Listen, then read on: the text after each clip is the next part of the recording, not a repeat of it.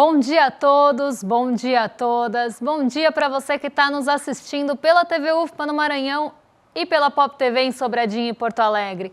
Sejam todos muito bem-vindos e bem-vindas a mais um ICL Mercado Investimentos. Hoje é dia de conhecer o volume dos serviços, então vamos saber para onde é que foi os serviços nesse mês, na verdade no mês passado, porque a pesquisa é sempre retroativa, mas a gente tem outros assuntos para conhecer também, gente, aí eu me perdi. A gente tem outros assuntos para conhecer também, a gente vai falar de pesquisa Quest, a gente vai falar também das projeções do mercado para a reunião do Copom que acontece nessa quarta-feira, então não é super quarta, é meia quarta, a gente não tem decisão dos Estados Unidos nessa semana, só aqui no Brasil, mas a gente já vai saber como é que estão as expectativas e vamos dar aquele giro pelos mercados. Mas antes de tudo isso, eu vou dar bom dia para o André. Bom dia, André, como você está? Bom dia, Débora, bom dia a todos os nossos telespectadores. Para quem não está entendendo nada aí, a quinta série aqui pegou a turma aqui do staff aí, tá todo mundo aqui dando risada, vocês não ouvem, mas a gente ouve aí, acabamos se perdendo um pouco por isso aí. Mas a gente tem bastante coisa para falar hoje, tem o setor de serviços que apresentou aceleração, vamos ver da onde veio essa alta aí de serviços no Brasil, vamos falar do Copom, as expectativas que a gente tem, tratar um pouco da pesquisa Quest aí, que fala de dados importantes aí sobre a percepção do brasileiro em relação à economia.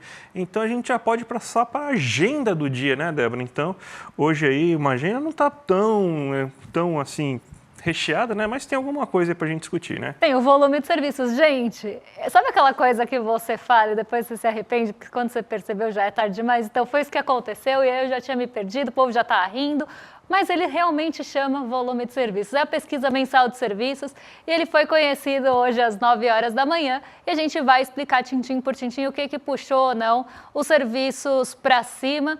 Saiu também taxa de desemprego da OCDE na França às 8 horas da manhã, produção e vendas de veículos às 10 aqui no Brasil também, e 10h30, agora há pouquinho, saiu o índice de preços ao consumidor, o CPI e o núcleo. A gente vai passar por isso rapidamente quando se der tempo de fazer o giro de mercado hoje, justamente porque está balizando muito o mercado. Ele veio, né, só para passar aqui para vocês, porque como o dado saiu 10h30, não dá tempo de montar gráfico nem nada disso. Mas só para atualizar vocês, o índice de preços ao consumidor, o famoso CPI lá dos Estados Unidos, veio dentro do esperado e, com isso, a expectativa para corte de juros na semana que vem chegou a 100%. Vocês não entenderam errado, 100% do mercado já está esperando corte de juros nos Estados Unidos na semana que vem. No Canadá, às 11h45, tem divulgação de decisão de juros também.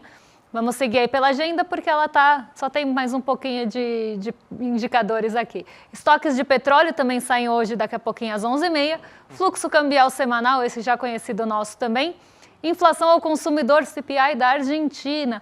Dado para a gente ficar de olho aí para ver como é que está essa inflação da Argentina que todo mundo está falando. Agora a Argentina está na moda, falar do Milei está na moda, mas aí a gente vai ver quando sair a inflação ao consumidor por lá, como é que estão os indicadores argentinos.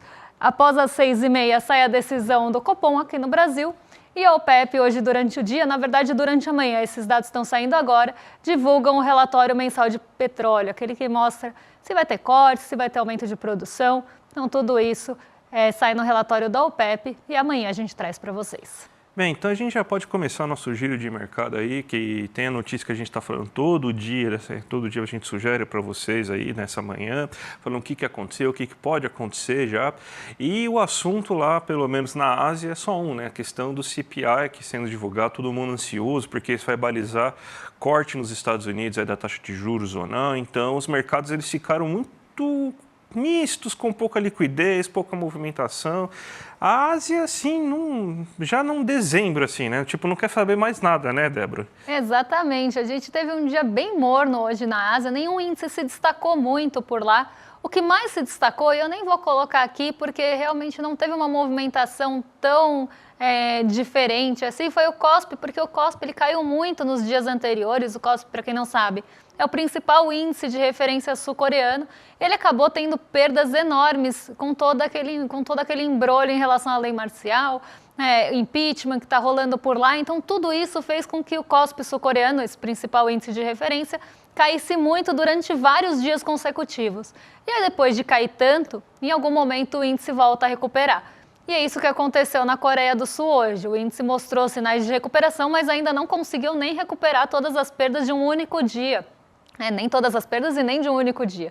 Então, apesar da alta, ainda temos aí um saldo negativo nesse comecinho de dezembro para o KOSPI sul-coreano. Vou colocar na tela para vocês o Xangai Composto, porque hoje a Ásia se dividiu em dois olhares. Então, os mercados asiáticos, eles agiram e operaram diante aí de duas expectativas. A primeira, por novos anúncios na China.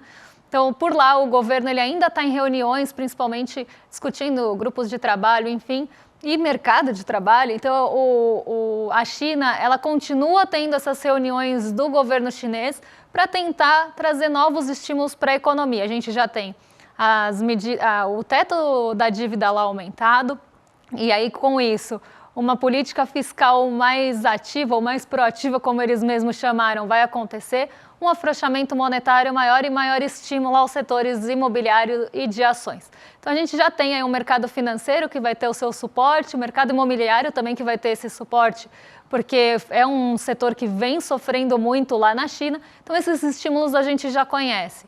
Mas estão sendo discutidos novos estímulos para além desses, que a gente ainda não sabe quais vão ser, mas que já estão ali na mesa. Então, isso já trouxe uma perspectiva um pouco mais positiva para a Ásia hoje. Só que a Ásia teve um outro fator pressionando toda a operação, que era a expectativa pelo índice de preços ao consumidor nos Estados Unidos, o famoso CPI. Então, hoje, por mais que a gente tivesse esses estímulos da China puxando os mercados asiáticos para cima, a incerteza em relação ao CPI, que só ia sair às 10h30 da manhã aqui no Ocidente, ficou pairando por lá. Então, as bolsas não conseguiram ter um movimento de alta tão firme, nem nada disso. Por isso que eu falei, hoje ficou todo mundo ali, meio que na meiuca, ali 0,29, teve índice tipo Nikkei 225 que ficou 0,01, ninguém teve um grande destaque, ficou todo mundo meio parecido. Então, eu coloquei o Xangai Composto aqui só por conta dos estímulos da China, mas nenhum motivo para ele estar em destaque especial. Ele subiu 0,29, como a maioria dos índices, e acabou aí indo na mão da maioria das bolsas asiáticas. A exceção que deixou a Ásia mais mista foram, acho que se não me engano o TAIEX agora me fugiu, que foi para o terreno negativo. Mas, no geral, as bolsas foram para o terreno positivo ou ficaram perto do 0 a 0. Então, um dia bem morno lá na Ásia, eu diria, e bolsas operando na expectativa do CPI, que agora já saiu. Bem, então a gente pode agora para o Brasil, porque aí tem o setor de serviços, aumentou o volume do setor de serviços, aí cresceu 1,1% em outubro e puxado principalmente pelo setor de transportes. Importante essa notícia aí, justamente porque a gente já tinha uma alta bem considerável do setor de serviços. O mercado acreditava, nosso amigo mercado, como sempre, errou mais uma vez, acreditava aí numa alta um pouco mais contida do setor de serviços, mas a alta veio bem expressiva. A gente tem aqui uma arte que a gente montou para vocês para explicar da onde que veio aí esse aumento aí do setor de serviços nesse mês de outubro, Lembrando que é a primeira medição do setor para o último trimestre da economia. Então, a arte deve estar chegando, a arte chegou, a arte. Aqui a gente vê uma alta de 1,1%. A gente tem aqui alojamento e alimentação, que são bares, restaurantes, hotéis, aumentando 1,3%. A única queda que foi mais pesada nesse mês foi justamente aí dos outros serviços prestados às famílias, que é cabeleireiro, manicure, lavanderia e tudo mais, Mas é importante a gente ressaltar que essa queda foi muito puxada porque teve uma alta muito expressiva, até com pouca aderência à realidade, não sei, Porque não tem muita explicação para você ter uma alta de 15,3% do setor dessas outros serviços prestados às famílias em setembro. Então, aquilo lá com certeza foi algum componente sazonal que não ia segurar. Então, cresceu 15,3%, perdeu-se, Então, ficou quase que no 0 a 0 esses serviços prestados às famílias aí nesses 2 meses. Então, só por isso que a gente tem essa queda considerável. Os serviços profissionais, ou seja, você contratar um contador, contratar um encanador, contratar um pedreiro, um pintor, cresceu 3,8%. E aí está tanto os profissionais que as famílias procuram e também está os profissionais que as empresas procuram. E também é reflexo do aumento que você tem aí da atividade econômica e também da produção da indústria brasileira, porque você aumenta a produção industrial, você precisa de serviços aí para conseguir suportar também esse aumento de produção. Os transportes foram os grandes destaques nesse momento. Ó. Transportes aéreos cresceu 1,6%. Transporte, armazenagem e correio, ou seja, entrega daquilo que você comprou aí na internet, 2,6%. E aí os transportes aéreos, 27,1%. O brasileiro viajou muito. E mesmo com uma passagem aérea que ficou... Não, a passagem aérea em outubro ainda estava mais barata. Ela aumentou o preço em novembro. Então a gente não deve ter um aumento tão significativo das passagens aéreas para o mês de novembro. Mas a gente vê aí que o setor de serviços continua muito elevado. Quais são os motivos disso?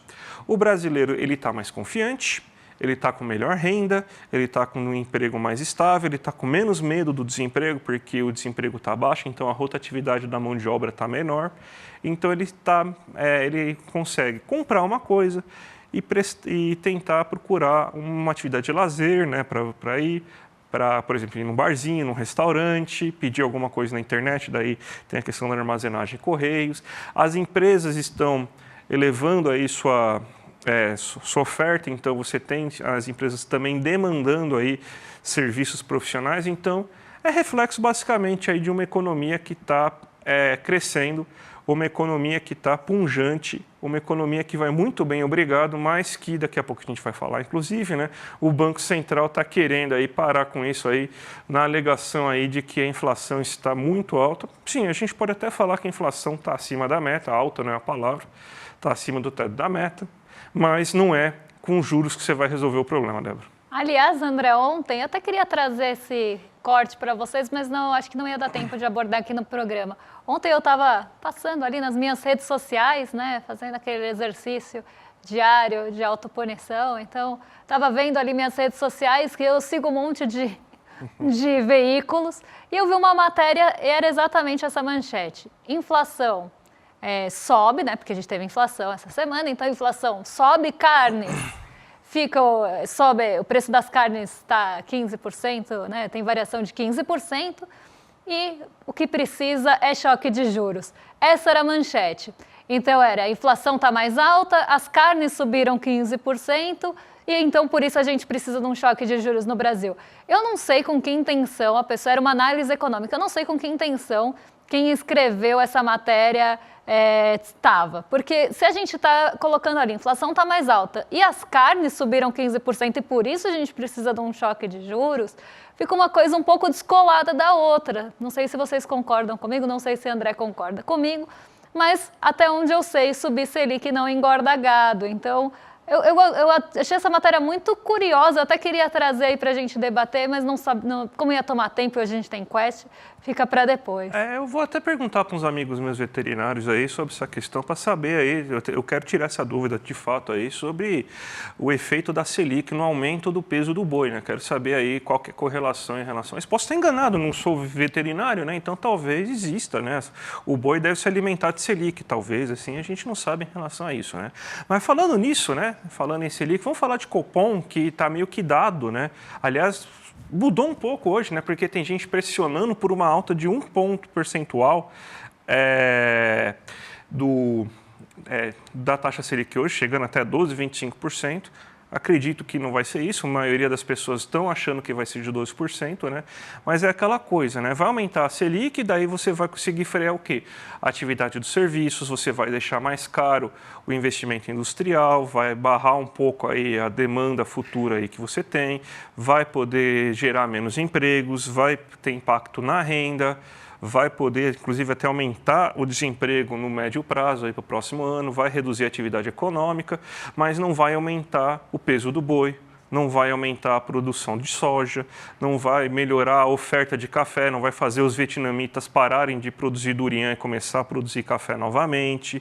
A Selic não tem esses poderes mágicos, não vai conseguir melhorar o preço da energia elétrica porque não faz chover em Itaipu, então... Mas a gente já sabe, né? Então, toda quarta-feira que tem decisão de Copom, a gente sabe que vai ter lá... já vou dar os spoilers. Pode marcar o bingo aqui, ó. Ancoragem das expectativas, problemas fiscais agravados, falta de comprometimento do governo em resolver questões fiscais, cenário econômico incerto fora do país. Então, eles vão falar tudo isso, daí vocês vão ver a cartela lá, vocês vão fazer a quintina. vocês vão ver que vai ter toda aquela desculpa, mas a gente já sabe o que vai acontecer, né, Débora? Exatamente. E a gente montou para vocês as expectativas para o Copom. Porque o mercado está pressionando por uma alta, inclusive, maior agora, da última semana para cá. E com todo esse descontentamento do mercado financeiro, principalmente com o pacote de ajustes fiscais, a gente vê que essa pressão por Selic mais alta ela já está mais forte. Na negociação dos juros futuros, a gente já está vendo isso há mais tempo. Se vocês olharem os vértices mais curtos, vencimentos mais curtos dos títulos, dos vencimentos de juros futuros, ou até mesmo se vocês forem lá no Tesouro, que uma coisa reflete na outra, e dá uma olhadinha nos títulos pré-fixados, vocês vão ver que todos estão acima de 14%. Então, o mercado está pressionando bastante para que os juros subam esse ano e no ano que vem. Mas vamos ver quais são as expectativas desse mercado financeiro para essa reunião que acontece hoje. Então, é o gráfico anterior mesmo, esse mesmo. Vamos lá. Em meio ponto percentual, que elevaria a Selic para 11,75%, 2,63% dos entrevistados responderam. Na verdade, foi só um entrevistado, né, que tem o número de respondentes e quanto isso representa do percentual total. Então, um respondente acredita que a alta vai ser de meio ponto percentual, levando a Selic para 11,75%. 2,63% dos entrevistados. A maioria, 68,42% dos entrevistados, acredita que a alta vai ser de 0,75%, elevando a Selic para 12%. Então, a gente está falando de 26 respondentes, são 38 no total. Então, 26 respondentes acreditam aí que a Selic vai ser elevada em 0,75% e esse é o cenário mais provável.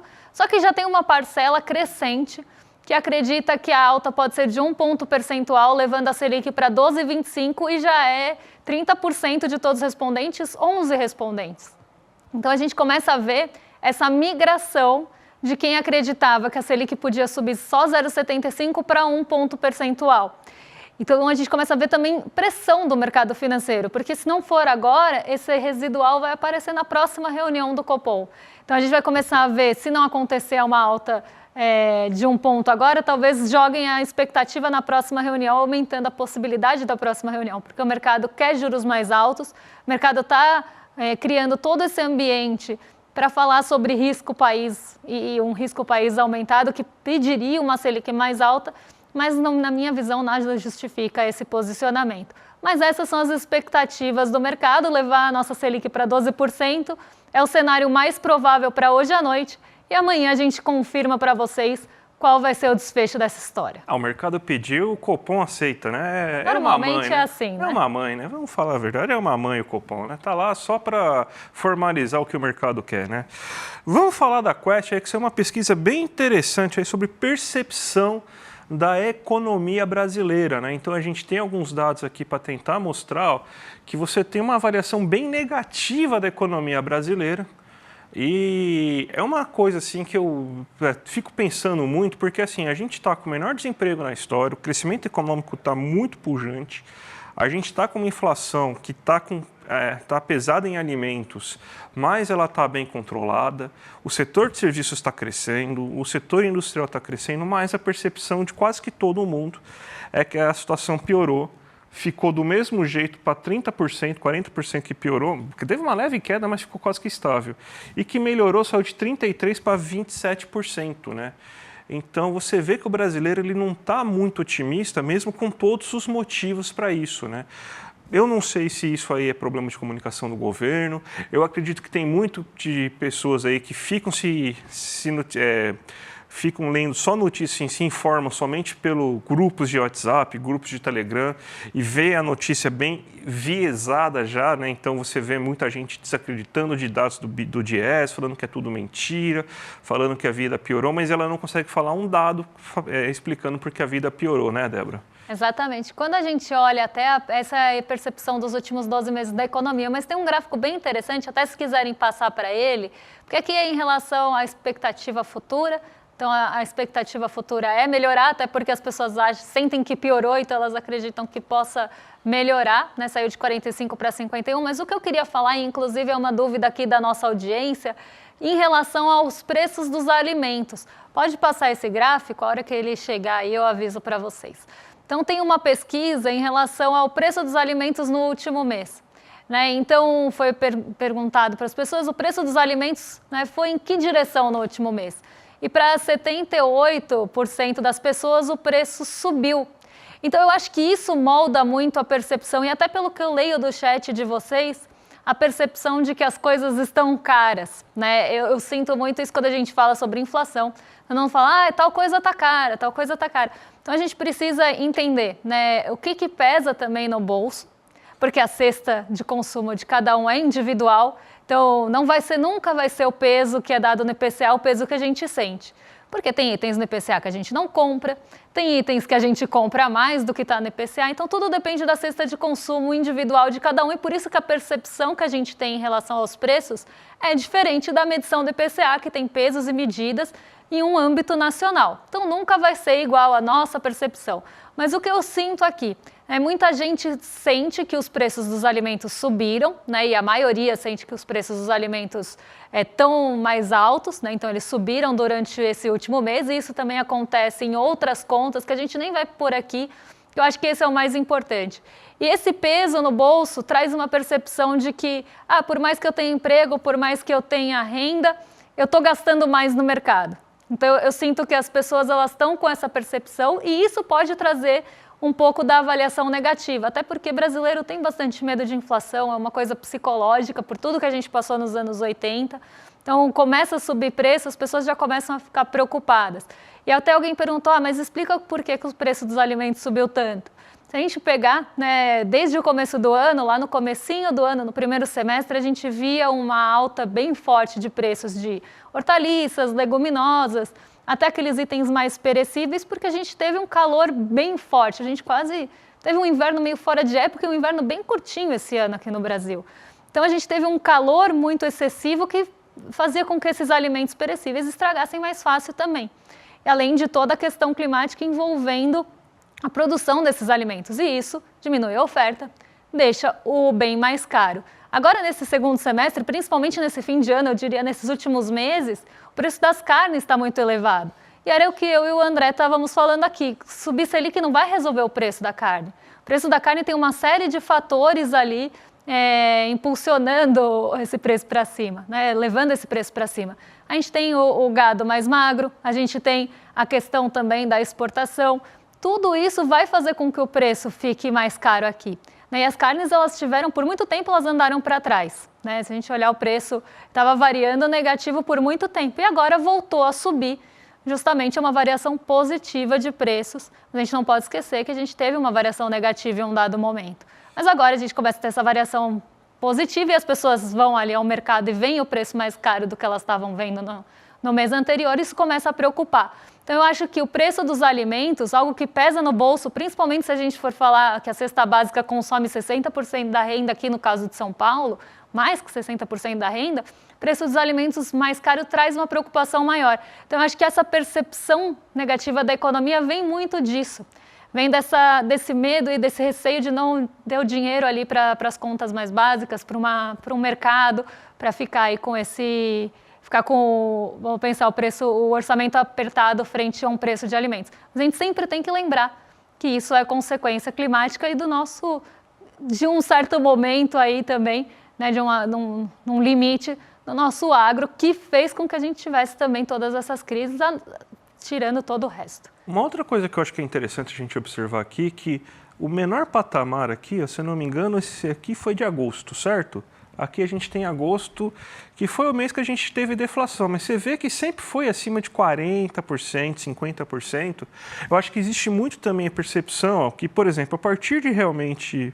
Não, é agosto de 23, Andivas, né? Então você fevereiro aqui... de 24 aqui que a gente tem o primeiro. Então, a gente começa a ter uma alta no preço dos alimentos, mesmo assim, de fato, a partir de outubro mesmo assim. Mas você vê, mesmo quando você teve em julho uma queda nesse ano do preço dos alimentos, teve deflação, a gente tem ainda essa percepção de que está caro, porque muito que se confunde a questão é o seguinte, a gente acha que a inflação é que as coisas estão caras. Não, inflação é quando aumenta o preço dos alimentos. Eu sei que para o cara que trabalha, que